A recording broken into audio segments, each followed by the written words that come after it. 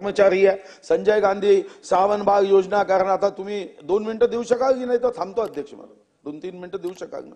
संजय गांधी निराधार योजना कोणाच्या सुपीक डोक्यात आलं आता म्हणाले ऑनलाईन करावं करा ना केलंच पाहिजे पण ऑनलाईन करताना मी चंद्रपूरचे आकडे देतो काय झालं नोव्हेंबर नंतर पैसेच नाही कारण काय तर आता अध्यक्ष महाराज 88,655 पैकी जानेवारी मध्ये ऑनलाईन फक्त 56,000 सक्सेस झाले। कोणासाठी ही योजना निराधार विधवा परित्यक्त्या घटस्फोटिता यांच्यासाठी ही योजना आहे अजून 56,422 लोकांची नाही। ते लहानपणी तुम्ही गाणं ऐकलं असेल चाहे लाख करो तुम पूजा तीर्थ करो हजार दिन दुखी को ठुकराया तो सब कुछ है बेकार गरीबों की सुनो वो तुम्हारी सुनेगा तुम 1 पैसा दोगे 10 लाख देगा। अध्यक्ष महाराज निराधार योजनेचं अनुदान देत नाही तुम्ही आता मग घंटी वाजवल्यामुळे माझ्या नावातच तशी घंटी आहे ठीक आहे। वैधानिक विकास मंडळ का होत नाही अध्यक्ष महाराज मी पत्र घेतलं अध्यक्ष महाराज या पत्रामध्ये वैधानिक विकास मंडळ मध्ये विदर्भ म्हणजे वसाहत आहे का आमची अध्यक्ष महाराज तुम्ही विदर्भामध्ये जो विभाजित निधी आणि त्याच्यावर आता वैधानिक विकास मंडळच नाही।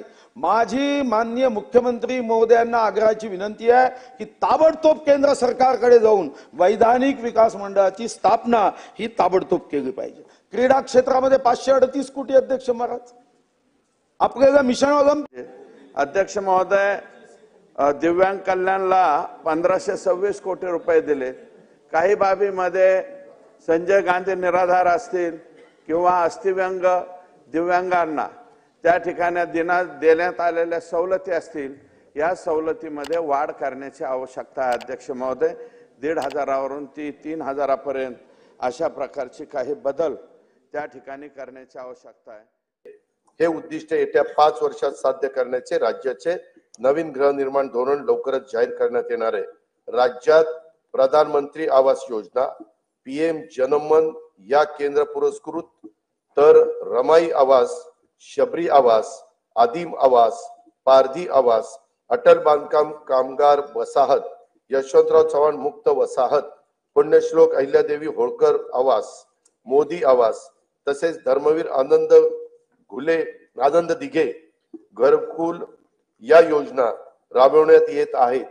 त्या अंतर्गत आतापर्यंत 44,07,000 घरकुलं मंजूर करण्यात आली आहे।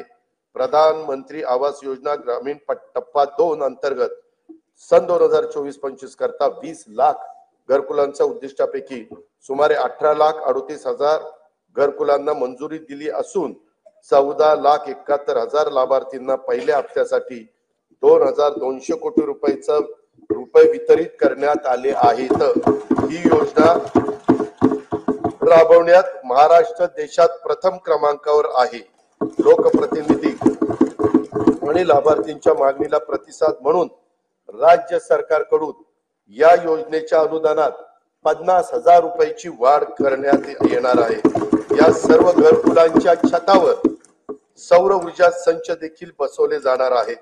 प्रधानमंत्री आवास योजना शहरी 1 अंतर्गत 4,42,748 घरकुलं मंजूर असून त्यापैकी 2,08,304 घरकुलांचे बांधकाम हे पूर्ण झाले आहे। घरकुलांचे बांधकाम 31 डिसेंबर 2025 पर्यंत पूर्ण करण्यात येणार आहे।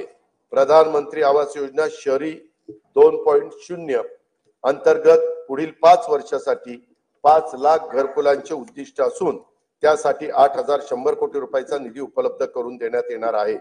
नाविन्यपूर्ण बांधकाम तंत्रज्ञानाचा वापर हरित इमारती आणि सौर प्रणालीच्या वापरासाठी अधिक